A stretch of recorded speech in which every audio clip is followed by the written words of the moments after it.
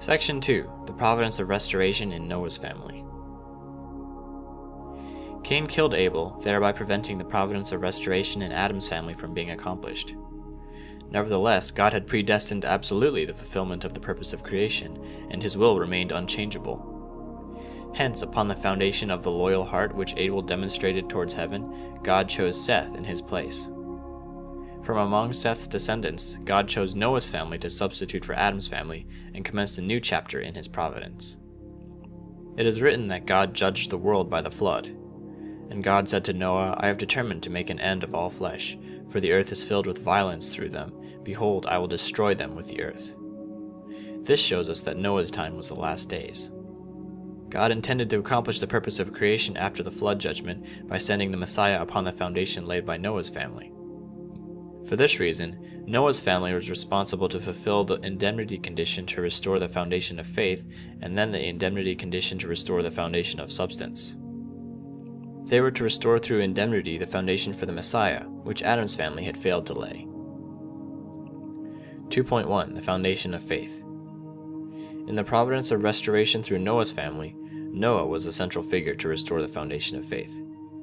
God called Noah 10 generations or 1600 biblical years after Adam for the purpose of fulfilling the will which he had intended to realize through Adam.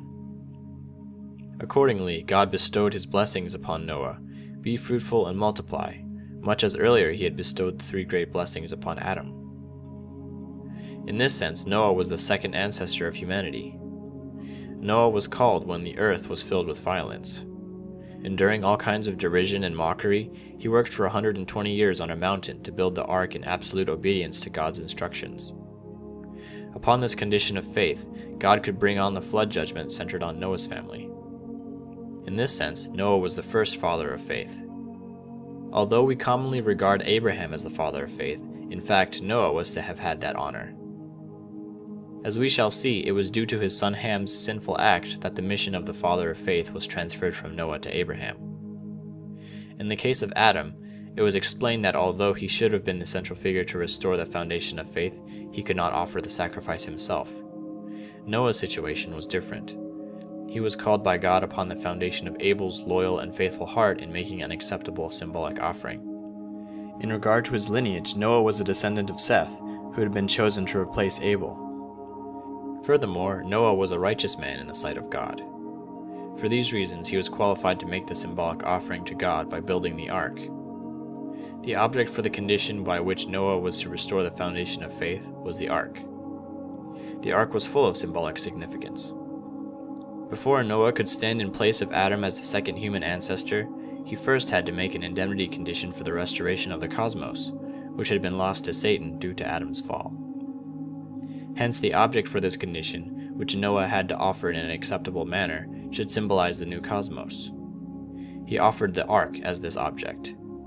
The ark was built with 3 decks, symbolizing the cosmos which had been created through the 3 stages of the growing period. The 8 members of Noah's family who entered the ark represented the 8 members of Adam's family who, having been invaded by Satan, had to be restored through indemnity. Thus, the ark symbolized the cosmos. Noah, its master, symbolized God, the members of his family symbolized humanity, and the animals brought into the ark symbolized the entire natural world. After the ark was completed, God judged the world with the flood for 40 days. What was the purpose of the flood? According to the principle of creation, human beings were created to serve only one master. Since humankind was under bondage to Satan, full of corruption and debauchery, for God to relate with them, he would have to assume the position of a second master. That would be unprincipled. Therefore, God brought about the flood judgment, eliminating sinful humanity in order to raise up a family who would relate only with him. Why did God choose a 40-day period for the flood? The significance of the 40-day period should be understood in terms of the meaning of the numbers 4 and 10. The number 10 signifies unity. It was 10 generations after Adam when God called upon Noah to restore through indemnity the will which he could not fulfill through Adam. By fulfilling a period of indemnity containing the number 10, God meant to bring the dispensation back into unity with his will. Furthermore, since the goal of restoration is to complete the 4-position foundation, God worked to raise up each one of these 10 generations by setting up an indemnity period to restore the number 4. In total, the period from Adam to Noah was an indemnity period to restore the number 40. Due to the lustfulness of the people of these days, however, this indemnity period of the number 40 was defiled by Satan. The dispensation of Noah's Ark was God's new attempt to complete the four-position foundation. Therefore, God set the period of the flood judgment at 40 days as the indemnity period to restore the number 40, which had been defiled when the earlier period was lost to Satan. By fulfilling this numerical period of indemnity, God intended to restore the foundation of faith. The number 40 thus became characteristic of dispensations for the separation of Satan, which are necessary for restoring the foundation of faith. There are many examples of this: Noah's 40-day flood, the 400 years from Noah to Abraham, the Israelites' 400 years of slavery in Egypt, Moses' 2 40-day fasts, the 40 days of spying in Canaan, the Israelites' 40 years of wandering in the wilderness, the 40-year reigns of King Saul, King David, and King Solomon, Elijah's 40-day fast, Jonah's prophecy that Nineveh would be destroyed in 40 days, Jesus' 40-day fast and prayer in the wilderness, and the 40-day period from Jesus' resurrection to his ascension. In the Bible, we read that at the end of 40 days of rain, Noah sent forth from the ark a raven and a dove. Let us examine what future providential situations this foreshadowed, as it is written, "Surely the Lord God does nothing without revealing his secret to his servants the prophets." By building the ark and passing through the 40-day flood judgment, Noah fulfilled an indemnity condition for the restoration of the cosmos. The flood corresponds to the period of chaos before the creation of the universe, when the Spirit of God was moving over the face of the waters. Accordingly, the works which God performed around the ark at the end of the 40-day flood symbolize the entire course of history following God's creation of heaven and earth. What was foreshadowed when Noah sent forth the raven, which circled about looking for a place to land until the waters subsided? It signified that Satan would be looking for a condition through which he could invade Noah's family, just as the archangel vied for Eve's love soon after the creation of human beings, and just as Satan couched at the door looking for an opportunity to invade the offerings of Cain and Abel. What was foreshadowed when Noah sent forth the dove 3 times? Although it is written in the Bible that Noah sent out the dove to see if the water had subsided, that was not its only purpose. Certainly Noah could have looked out the opening from which he set forth the dove to examine the situation for himself. The sending forth of the dove had a deeper significance connected with the mysterious will of God. 7 days after God proclaimed the flood judgment through Noah, the flood began. 40 days later, the dove was first sent out. It flew about but then returned to the ark because it found no place to land, and Noah took it back inside. The dove, when it was sent out the first time, represented the first Adam. God created Adam with the hope that his ideal of creation, which he had cherished from before time, would be realized in Adam as the perfect incarnation of the divine ideal on earth. Due to Adam's fall, however, God could not realize the divine ideal on earth through him. God thus had to withdraw his ideal from the earth for a time and postpone its fulfillment to a later date. 7 days later, Noah sent forth the dove a second time. Still the water had not yet dried, and again the dove returned. This time it carried in its mouth an olive leaf, indicating that there would be a place for it to land the next time. The dove, when it was sent out the second time, symbolized Jesus, the second Adam, whose coming would be God's second attempt to realize the perfect incarnation of the divine ideal on earth. These verses foreshadowed that if the chosen people were to disbelieve in Jesus at his coming, then he would have nowhere to lay his head, and thus would not be able to realize God's complete will on the earth. In that situation, Jesus would have to go to the cross and return to God's bosom, leaving behind the promise of the second advent. The dove returned to the ark because the water had not yet dried up. By analogy, had more of the Jewish people faithfully attended Jesus, he would have found a secure place to stand among them. He would not have been crucified and would have gone on to build the kingdom of heaven on earth.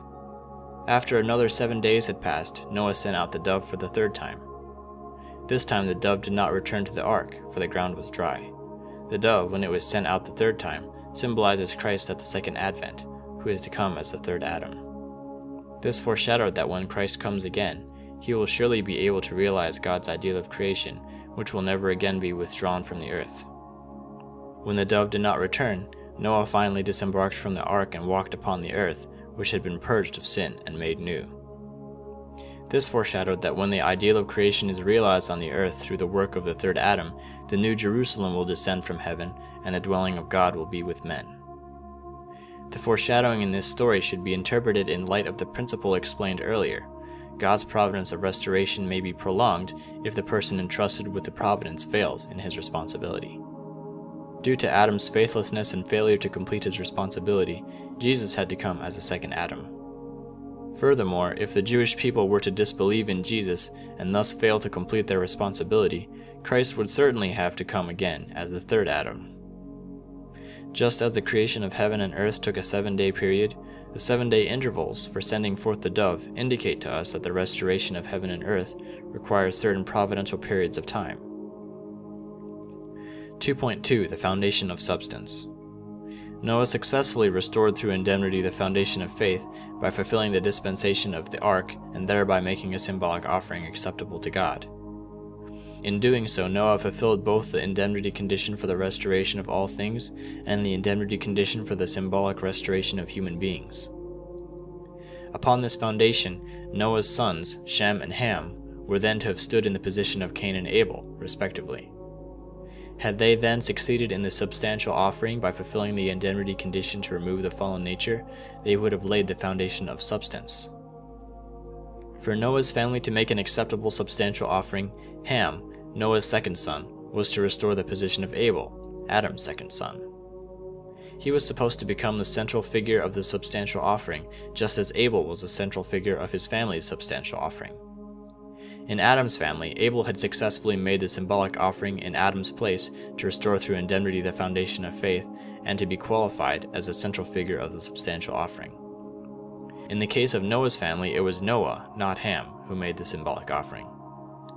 Therefore, for Ham to stand in the position of Abel, as one who had succeeded in making the symbolic offering, he had to become inseparably one in heart with his father, Noah. Let us examine how God worked to help Ham become one in heart with Noah. The Bible reports that when Ham saw his father lying naked in his tent, he felt ashamed of Noah and took offense. Ham stirred up the same feelings in his brothers, Shem and Japheth. Swayed by Ham to feel ashamed of their father's nakedness and turning their faces so as not to behold the sight, they walked backwards and covered their father's body with a garment. This act constituted a sin, so much so that Noah rebuked him, cursing his son to be a slave to his brothers. Why did God conduct this dispensation? Why was it such a sin to feel ashamed of nakedness? To understand these matters, let us first recall what constitutes sin. Satan cannot manifest his powers, including the power to exist and act, unless he first secures an object partner with whom he can make a common base and engage in a reciprocal relationship of give and take. Whenever a person makes a condition for Satan to invade, it means that he has allowed himself to become Satan's object partner, thereby empowering Satan to act. This constitutes sin. Next, let us examine why God tested Ham by having him behold Noah's nakedness. We saw that the ark symbolized the cosmos, and that the events occurring immediately after the dispensation of the ark represented the events which took place immediately after the creation of the cosmos. Hence, Noah's position right after the flood was much like that of Adam after the creation of heaven and earth. Adam and Eve before the fall were close in heart and innocently open with each other and with God. As it is written, they were not ashamed of their nakedness. Yet after they fell, they felt ashamed of their nakedness. They covered their lower parts with fig leaves and hid among the trees of the garden, fearing that God would see them. This shame was an indication of their inner reality, for they had formed a bond of blood ties with Satan by committing sin with their sexual parts. By covering their lower parts and hiding, they expressed their guilty consciences, which made them feel ashamed to come before God. Noah, who had severed his ties to Satan through the 40-day flood judgment, was supposed to secure the position of Adam right after the creation of the universe. God expected that the members of Noah's family would react to Noah's nakedness without any feelings of shame and without any thought to conceal his body. God wanted to recover the joyful heart which he had felt when looking at Adam and Eve in their innocence before the fall by taking delight in the innocence of Noah's family. To fulfill such a profound wish, God had Noah lie naked. Had Ham been one in heart with Noah, regarding him with the same heart and from the same standpoint as God, he would have looked upon his father's nakedness without any sense of shame. He thus would have fulfilled the indemnity condition to restore in Noah's family the state of Adam and Eve's innocence before the fall. We can thus understand that when Noah's sons felt ashamed of their father's nakedness and covered his body, it was tantamount to acknowledging that they, like Adam's family after the fall, had formed a shameful bond of kinship with Satan and were thus unworthy to come before God. Satan, like the raven hovering over the water, was looking for a condition to invade Noah's family. He attacked the family by taking Noah's sons as his object partners, when they in effect acknowledged that they were of his lineage. When Ham felt ashamed of his father's nakedness and acted to cover it up, he made a condition for Satan to enter. Hence, his feeling and act constituted a sin. Consequently, Ham could not restore through indemnity the position of Abel from which to make the substantial offering. Since he could not establish the foundation of substance, the providence of restoration in Noah's family ended in failure. Is it always sinful to regard nakedness with a sense of shame? No, Noah's was a special case. In the position of Adam, Noah had the mission to remove all of Adam's conditions, which had left him vulnerable to Satan's attack. By demonstrating that they neither felt ashamed of Noah's nakedness, nor would attempt to cover it, Noah's family would have fulfilled the indemnity condition to restore the position of Adam's family in its original innocence before it had joined with Satan in a kinship of blood. Therefore, this was an indemnity condition which only Noah's family was required to fulfill. 2.3 Some lessons from Noah's family. It is difficult for anyone to understand how Noah persisted in building the ark on the mountain over 120 long years, all the while enduring harsh criticism and ridicule. Ham knew well that his family had been saved by his father's labors. Considering these things, Ham should have had such respect for his father that he would overcome his personal offense at Noah's nakedness and have some understanding of it. Yet instead of trusting Noah, who had been justified by heaven, Ham criticized him from a self-centered perspective and showed his displeasure by his actions. His disrespect had the effect of frustrating God's long labors to work his providence through Noah's family. We too need humility, obedience, and patience to walk the path toward heaven. Next, the providence in Noah's family teaches us about God's conditional predestination of the fulfillment of his will and his respect for the human portion of responsibility. God found Noah's family after 1,600 years of preparation. He guided Noah for 120 years while he constructed the ark and raised up his family at the cost of sacrificing the rest of humanity in the flood. However, even though they had been his beloved in the providence of restoration, when Ham made his seemingly small mistake, allowing Satan to taint them, the entire will centering on Noah's family came to naught. Finally, the providence through Noah's family teaches us about God's conditional predestination of human beings. Despite the fact that God had striven arduously for a long time to find Noah and raise him up as the father of faith, when his family could not fulfill its responsibility, God, though regretful, did not hesitate to abandon him and choose Abraham in his place.